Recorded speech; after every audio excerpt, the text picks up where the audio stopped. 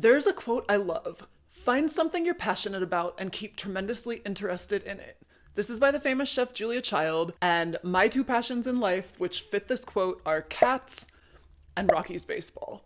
And so naturally, when I found something that combined the two of them, I had to get involved. In this video today, I'm going to tell you the story of the Coors Field Cats, which are essentially cats that live in and around the ballpark where the Rockies play baseball. And this is my personal account of the story. They have actually been in the news quite a bit. Everybody might have a slightly different perspective. This is what I've intimately been involved with, experienced, and know. My name is Shannon, and in addition to being a huge baseball/cat fan, I am a small business owner and the meow me to the beautiful Katniss, who is wearing a custom-made Rockies bandana for the new season by Once Upon a Tale. Amazing company, more on them later.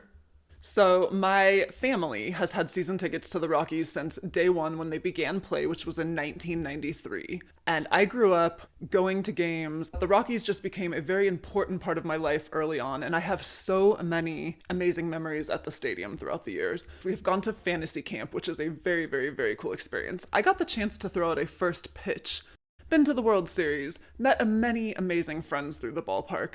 I am super involved. I have an X account where I give away lots of fun items to other fans, really just try to spread the joy of Rockies baseball, the joy that it's brought to me, to the community. Because I've been involved with the Rockies for so long and just the ballpark is such a huge part of my life, I have met so many people, other fans, people who work with the team, just so many friends and connections there. And one of them had told me, because he knew I was like really into cats, he told me that there were some cats that he spotted around typically, and he took some pictures of them and he like texted them to me one day. And I was like, oh my gosh, super cute. And so he just kept doing this little like text photos and videos. And so the two of us were talking. He was like, we should really start like an Instagram account or an X account, which at the time was called Twitter, to kind of show other fans these ballpark cats. So I started the account, he called it Korsfield Cat, and literally just started posting photos and videos. Now, the pictures he would send me, as far as I knew, there were two. There was a black and white cat that we kind of nicknamed Socks, very frequent visitor, and then a longer-haired black cat, which I would call Midnight in my head, although occasionally there were a couple of other little kitties that we would spot.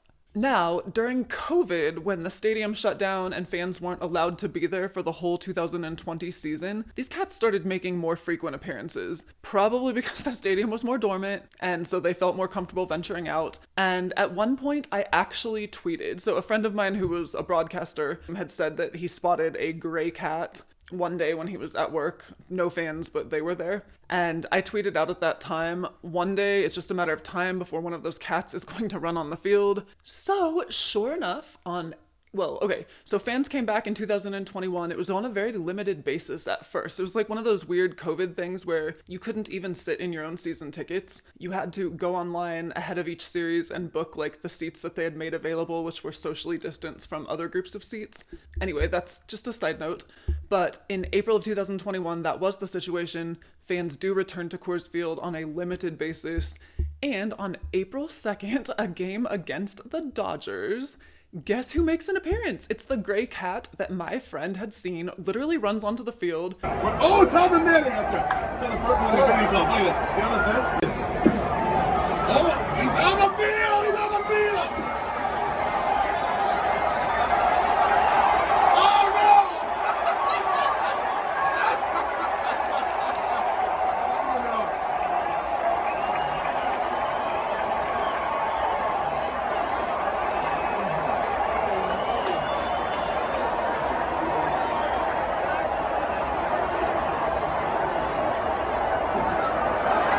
It just got a ton of attention. This actually led to the cat getting its own baseball card by Topps, which of course I have one of because you have to collect these things.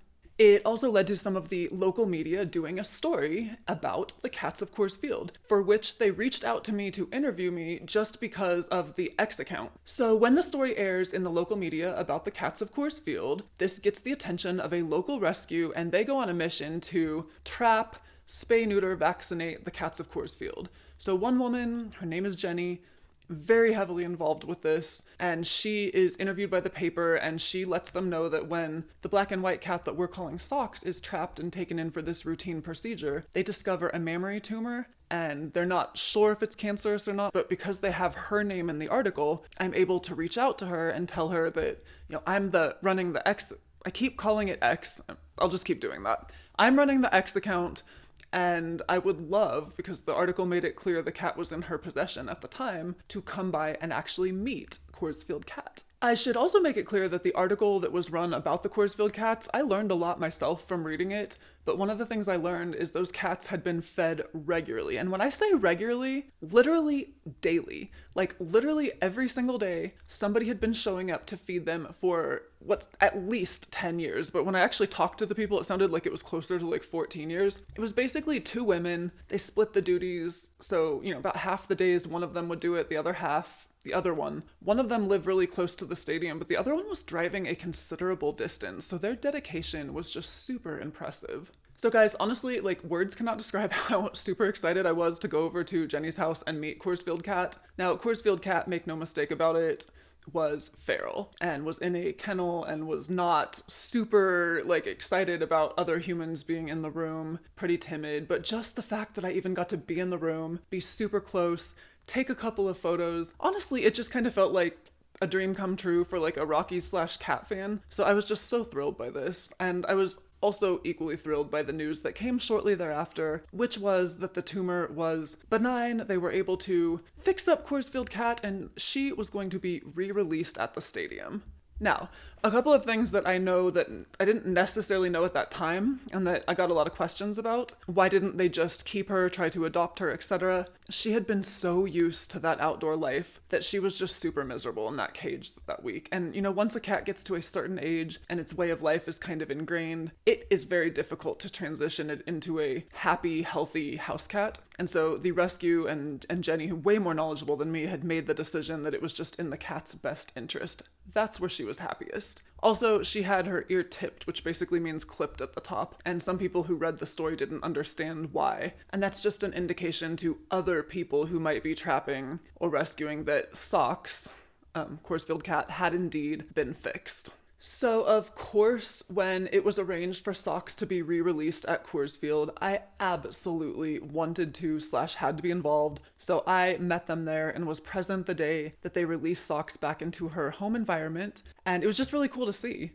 And so I got to also meet the feeders at that time and hear a little bit more about their story. And again, one thing that struck me then is they didn't really want publicity, but they were very, very, very dedicated to their cause. They cared so deeply about these cats. I also learned a little bit more about the black long-haired cat, which I called Midnight. But he had been like the original cat that they started feeding, one woman thought 14 years ago. So he definitely was up there in age. And it was so interesting because both Socks and Midnight were so used to these women that around them they were almost like house cats, but around other strangers they had the more feral, like timid vibe going. So I think that them being used to human presence on some level would later be a big factor in what would end up happening to them. So of course I stay in touch with the feeders. I let them know that I'd love any photos or video clips they take so I can keep updating the Korsfield Cat X account, which by this point had grown quite a bit. And I sent some food donations to them on occasion. I think a couple of different times I drove some food down to help cover the cost because these women were not only taking their time to do this, but they were paying for the food like out of the goodness of their own heart. Now, after the story ran in the paper about the cats, there were other people who reached out wanting to donate. I think Jenny set up an Amazon wish list for them at some point too. So other people's generosity definitely contributed. So they send the updates and they begin spotting around this time another black and white cat that looks just like Socks. It's basically full grown, but still very young. So the theory is that it's one of Socks' kittens, and the two of them are spotted together quite a bit. So of course, they want to jump in and get Socks Jr., we'll just call him, trapped, fixed, and adopted if possible. And it was at this point that Jenny had messaged me on Instagram telling me that they were going to do this and asking if I wanted to essentially foster Socks Jr. at my house after his surgery and possibly even keep him if it worked out well. And this is like one of those full circle moments where my very first reaction was super thrilled. Like, oh my God, my dream is gonna come true. Like, I'm going to have a ballpark cat in my house. This is so very, very, very, very cool. So of course, I say yes. I'd like to take a brief pause to tell you about Once Upon a Tale, which is the company that created Katniss's custom Rockies bandana. They're locally owned, based in Las Vegas, and create adorable bandanas and bows for your furry friend, as well as seasonal toys and even matching hair accessories for humans so you can twin with your pet. They have adorable seasonal collections and also do custom orders. I've worked directly with the owner Gabby multiple times to not only create Katniss's bandana, but also do some special gifts for friends. She has a great eye and added fun detail that really makes our bandanas stand out. Bandanas are reasonably priced, high quality, and two-sided, so you get multiple looks with one order. If you'd like to try Once Upon a Tale, their website will be linked in the description below, and you can use code CATNISS10 to save 10% off your order. Again, that's code CATNISS10 to save 10% off your order. Okay, back to the story. So as I mentioned, I was thrilled to bring Sox Jr. to my house. This was like the pinnacle of like my fandom. And the day that I picked him up at Coors Field was super exciting. I brought him home. I took some pictures of him in my fan cave, which is this really cool room that I've created where I display all of my Rockies memorabilia. And then I set up shop for him in a little bathroom downstairs. Honestly, this is where the story takes a little bit of a turn, because it was clear to me from the very first moment I went into that bathroom. The idea being that I would interact with him regularly in hopes of socializing him, getting him used to people. I felt incredibly uncomfortable. And this was rooted in my past. If you watch this channel, you may be aware that I had a cat in the past who had majorly serious aggression issues. The story had many parts to it and not a great ending, and I honestly believed that was in the past, that was a while back. I did not realize that something still lived in my psyche that bothered me. And when I walked into that bathroom and saw Sox Jr., who was clearly uncomfortable and rightfully so, I began to have flashbacks like, oh my God, he's going to attack me. And the truth is, I just wasn't comfortable with the situation. And it caught me so off guard. And this was really hard to accept because it was my dream to have him there. But I also knew that for him to be successfully socialized, he really needed somebody to work with him regularly and comfortably, because cats sense these things. And so I talked to Jenny about it, and she agreed to come pick him up and take him to her house and work with him there. And while I fully understand that was in his best interest, and I personally was on board with this, it was still extremely hard to accept in my gut. Now, the great news is that Sox Jr. thrived at Jenny's house. And I did get to go actually visit him and was able to interact with him in a calmer way. And so I'm really glad I got to see him and that he was doing well. She found a great adopter for him. He was in fact adopted. And the last that I heard, he's thriving in his new home. So he had a great outcome. I think, so like when he was trapped, he was probably about a year old, which is a little bit older than traditionally people think feral cats can be rehabilitated, but it worked out super well for him. So another lesson I learned is there's no absolutes. And boy, that will become really clear in this next part of the story. Okay, so after that, I continued to do what I've been doing, stay in touch with the women through these continued conversations. Smokey, which is the black cat I was calling Midnight, they let me know that he is up there in age, it's kind of showing, and with the upcoming winter coming, they're really worried about him. So they want to trap him, take him to one of the volunteers' homes, one of the feeders' homes, and see if he could be rehabilitated and make somebody a great pet. Now, this cat, like, nobody knows his age for sure, but again, we're estimating that he's got to be, like, they had estimated 20 at one point, but at least 14. And so he has spent his entire life outside. But they're able to get him. They bring him over to her house, and long story short, because of all the connections that had been made from the previous event, somebody writes a story about Smokey the Korsfield Cat, which goes viral due to his age and how they're looking for a home for him. Because of this, so many cool things happen. The X account gets more followers. A song is written about Smokey the Korsfield Cat. It's by Marty Jones. Love the song. It's actually kind of a tearjerker, and it's so special, and I'm gonna link it below if you're interested in checking it out. And the rescue that's helping facilitate the adoption gets lots of applications, screens them carefully, and picks an amazing home for Smokey. And I do keep in touch occasionally with his new owners who chose to remain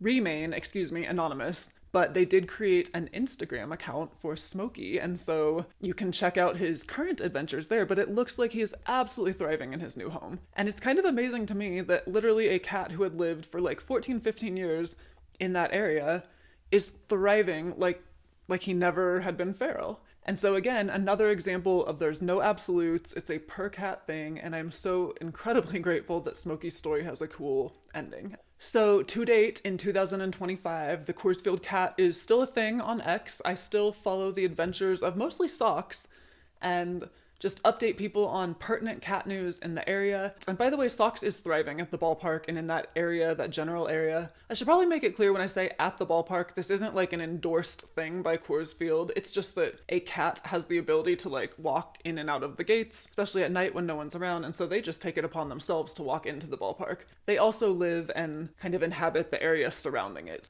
But anyway, they are still being fed by volunteers who are just as dedicated. And the gray cat, by the way, the one who ran onto the field, had a card made about him, hasn't really been spotted again, but the speculation was he was part of another colony that lived on like kind of another part of the area. There are, I am sure, more cats than we are aware of. These are just the ones that choose to make their presence known.